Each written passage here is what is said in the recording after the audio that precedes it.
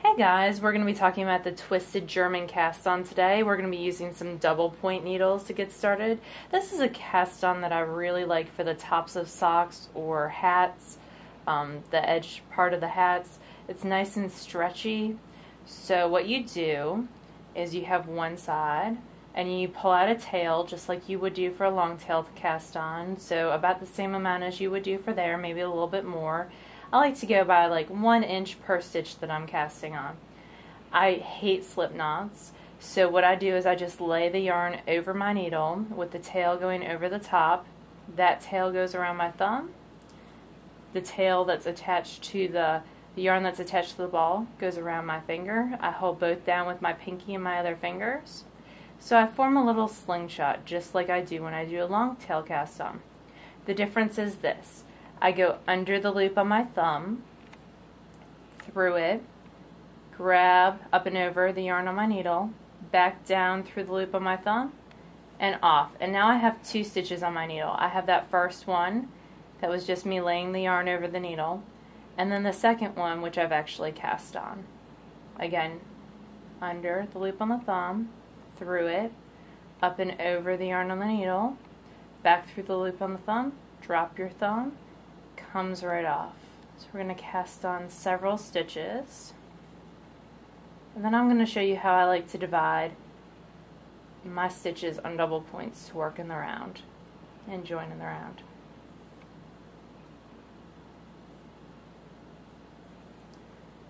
So under, through, grab that yarn on the finger, back through and off.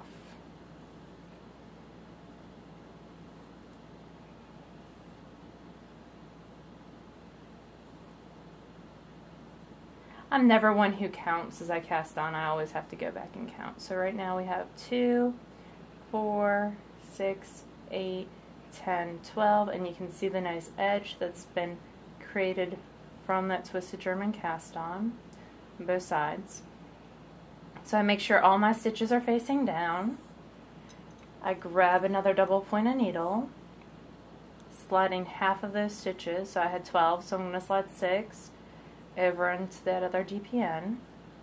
3, 4, 5, 6. I always slide my stitches as if I was purling. Then I fold that DPN that's got the tail attached to the back so that the working yarn and the tail are both on my right hand side. Just like if I was doing a magic loop or 2 circulars and holding them steady. I use the tail and my working yarn together for my first stitch, and I like that because it does leave 2 loops which I'll knit together later, but I think it makes a nice tight join there. Grabbing the working yarn, not the tail, that would be bad. I'm going to knit across half those stitches with my first needle. Then I'm going to grab another needle and start knitting across the rest of those stitches. So I'm taking 1 needle and making it into 2 separate needles.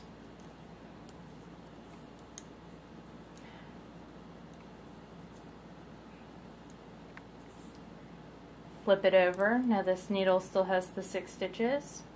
I'm going to knit across the first 3 with 1 needle, and then the next 3 with another needle. And then we will be back to that first stitch and I'll show you what I do there. So now we're working in the round. All my stitches have been worked and we're back to that first needle that I knit with both the tail and the working yarn, and I'm just going to knit those 2 together.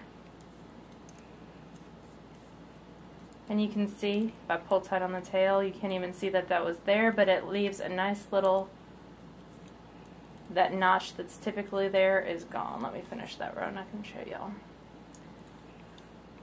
So if I was to not do that, I might have a little notch there that goes out right there, but because I knit with both the tail and the working yarn, that notch is no longer there. And it forms a nice little circular thing, and you can see how the cast on edge looks. Make a little finger cozy out of it. And that's it. That's how I divide my stitches for socks, and that's my twisted German cast on that I love to use for the tops of socks.